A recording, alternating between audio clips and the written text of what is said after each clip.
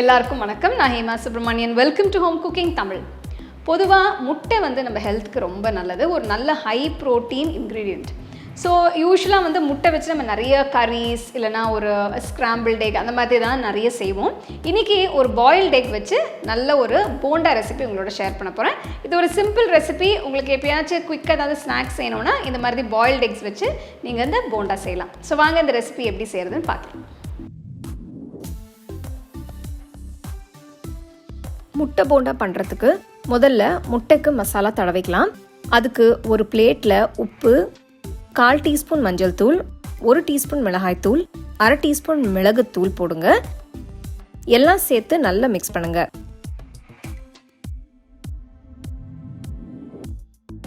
Next முட்டையை எல்லா பக்கமும் இந்த மாதிரி கீறி விடுங்க.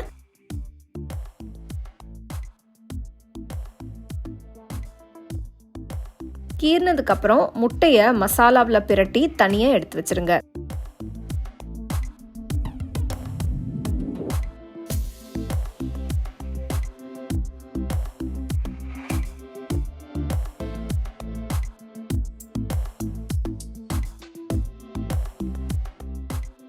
அடுத்து போண்டாவுக்கு தேவையான மாவை ரெடி பண்ணிக்கலாம்.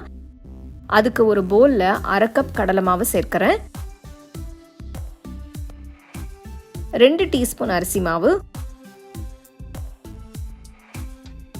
உப்பு தேவையான அளவு, 1 டீஸ்பூன் மிளகாய்த்தூள், 1/2 டீஸ்பூன் மிளகுத்தூள், அப்புறம் 1 டீஸ்பூன் இஞ்சி பூண்டு பேஸ்ட் போடுங்க.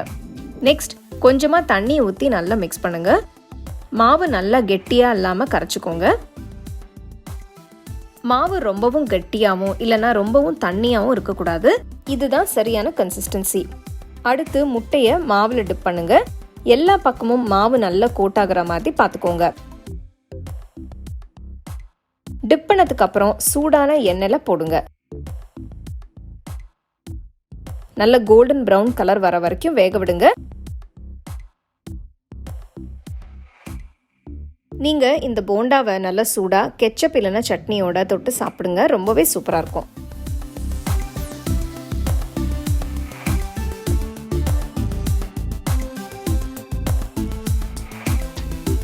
ஸோ முட்டை போண்டா எப்படி செய்கிறதுன்னு பார்த்தீங்க. ஸோ இந்த ரெசிப்பியில் நான் வந்து முழு முட்டையை அப்படியே நம்ம வந்து போண்டா போட்டு அப்புறமா நம்ம கட் பண்ணியிருக்கோம். சப்போஸ் உங்களுக்கு வந்து நீங்கள் வந்து பாதியாக கட் பண்ணி செய்யணுன்னா கூட அந்த மாதிரி கூட நீங்கள் இந்த ரெசிபியை செஞ்சுக்கலாம்.